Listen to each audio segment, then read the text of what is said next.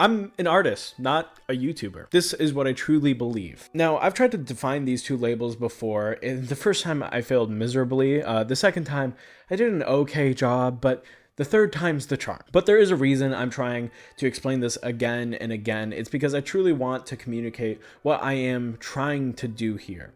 And I think it might help other people too. YouTube is a platform that basically hosts any type of video. There are hundreds of categories. There's music and let's plays and video essays, and there's vlogs and memes and re-uploaded TikToks, and there's politics and podcasts and live streams and so much more that I don't even know of. So why the heck do we use one word for all of these people? YouTuber is a near pointless word, and more than that, it's not even applied to everyone on the platform. Like, would you consider Jordan Peterson a YouTuber? Probably not, but he is on YouTube and he is really popular. How about Disney? Again, I don't think you would. This is because they come from the outside in or have a larger presence somewhere else. They didn't start their work by posting YouTube videos. But most people who call themselves YouTubers, or there's other people who call them YouTubers, have a better label. That's what I'm advocating for here. Being a YouTuber, it's not an identity. There is no medium of YouTube. YouTube is a delivery mechanism that gives you a variety of mediums. I think labels are important to communicate who you are or what you do. And for people like Mr. Beast or Ryan Trahan, YouTuber works because they pioneer what the mainstream media sees as YouTube. But for most people, there's something else that's better. Using labels like streamer, artist, podcaster, gamer, editor, filmmaker, writer, or something else, it's just more powerful. It's more useful. There is one more problem I have with the word YouTuber, and that is that it's kind of weird to use a term like YouTuber. YouTube is a company, and calling myself a YouTuber communicates an idea of dedication to the company, and I don't really like that. And now I know that most people don't think that if you call yourself a YouTuber, you agree with everything the platform does, even the gross stuff. What do I mean, even the gross stuff? Especially the gross stuff. But it gives me this feeling of being a cog in the YouTube machine. And I feel like I'm more than that. And furthermore, I'm not dedicated to YouTube as a platform. It's just what I grew up with. It's what's most convenient. In an ideal universe, I would have my videos go straight to my audience, no middleman. I have some attachment to the platform, yes.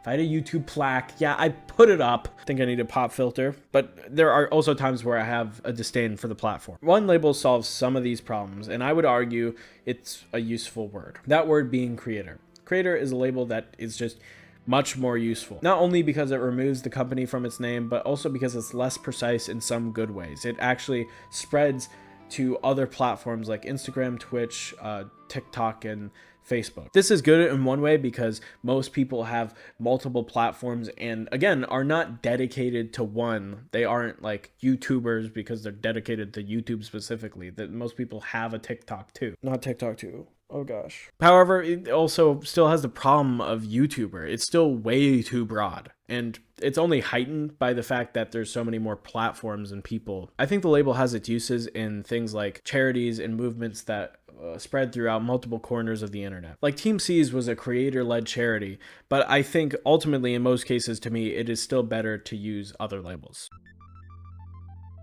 Now, when I say I'm an artist, I am kind of talking about priority. My videos are in the video essay medium, and that's fine, but I'm not going to say I'm a video essayist because at the end of the day, my priority is art, and I don't want to limit myself. I also think that the thing that separates someone from being an artist to not being an artist is making art. That sounds super obvious, and it is, but for me, I struggled for a long time with this artist label. I wanted to be an artist, but I felt like nothing I was making was actually art. But then one day, I just decided that instead of making a YouTube video, I would be making art. And I haven't felt bad since. I think others might struggle with this too. And I'm here to say, if you want to be a filmmaker, if you want to be an artist, if you want to be a writer, or if you want some other pretentious sounding label, then just make art, make a film, write.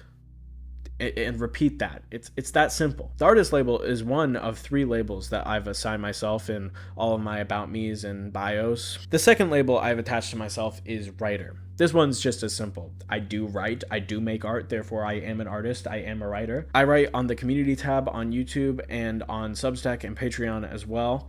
So if you want to check out that stuff. It's also important to mention I script most of my videos, which is writing. And in fact, I haven't posted a non-scripted video in 8 months.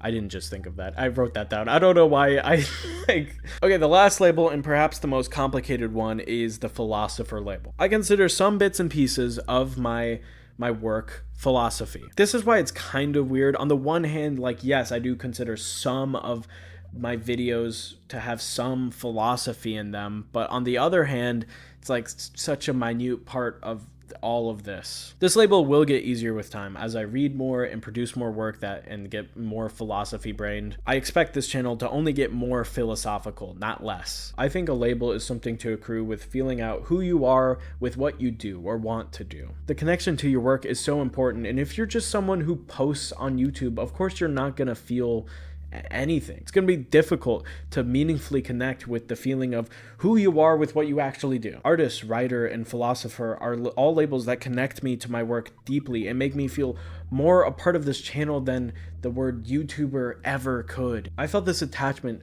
to YouTube for years and years when people like Mr. Beast said that all they ever wanted to do was be on YouTube. I wanted that. I craved that sort of thing. All I wanted was to have that thing that I could dedicate myself to. I thought forever that it was YouTube, but I always had my doubts because I always was inspired, and then I would falter and I would just not make stuff, and it's like, is this actually what I want to do? I never deeply felt what I thought people like Mr. Beast felt. But then I had an art history class, and Mia Cole and CJ the X invaded the recommended with their art philosophies and perspectives, and now I have this visceral love for art. Art became my everything. I haven't felt this connected to any sort of hobby or activity in my life, except for philosophy. But I never really fostered my love of philosophy into anything. I never even like read stuff. I just watched YouTube videos. But now with this channel, I feel such a deep bond between who I am and what I do. The philosopher and artist labels are not just fun things to put on my bios. They are reflections of my deepest loves in life. Of course, these joys are only matched by relationships and friendships and all that stuff. And I just think I thought I'd mention that because it would sound weird if I said that those were more important. I think relationships are more important, but yeah.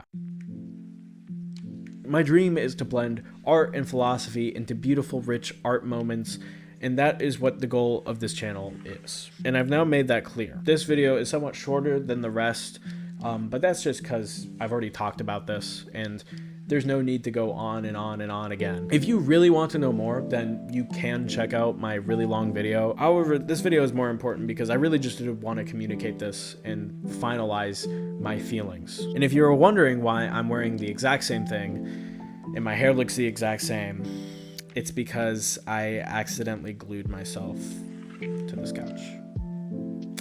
There's nothing else here really to do but make content. Anyways,